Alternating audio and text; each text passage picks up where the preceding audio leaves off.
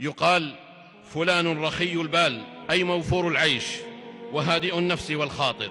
فالاحتقان النفسي والقلق وتغليب الظنون السلبية على الظنون الإيجابية كلها عوامل مزاحمة لراحة البال، حيث إن راحة البال لا يذوقها امرؤ ذم غيره لينال المدح دونه، ولا امرؤ خفض شأن غيره ليعلو شأنه، ولا امرؤ أطفأ نور غيره ليسطع نوره، ولا امرؤ صعد على أكتاف الآخرين ليقطف الثمرة له دونهم. ولن يذوق راحة البال من لم يتصالح مع نفسه ومع الناس ويصفر صراعاته معهم.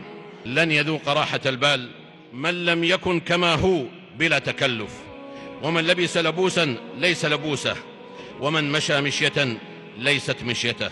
فلا راحة بال لحاسد، ولا راحة بال لنمام، ولا راحة بال لقلب ملئ بالضغائن، وإنما يمنح الله راحة البال لمن كان مخموم القلب.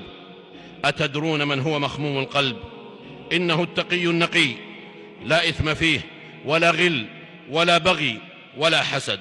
إن راحة البال لنعمة كبرى، فهي لا تشترى بالمال ولا تفتقد بالفقر، لأنها إحساس قلبي وشعور عاطفي. فقد ينال راحة البال فقير يبيت على حصير، ويفتقدها غني يتكئ على الأرائك ويفترش الحرير.